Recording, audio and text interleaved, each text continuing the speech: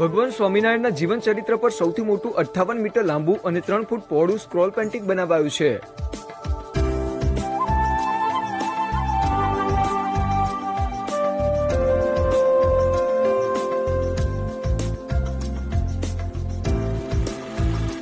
સુરતના દંપતી મનોજ અને વિભા વેકરીએ આ સ્ક્રોલ પેઇન્ટિંગ બનાવી એશિયા બુક ઓફ રેકોર્ડમાં સ્થાન પ્રાપ્ત કર્યું છે.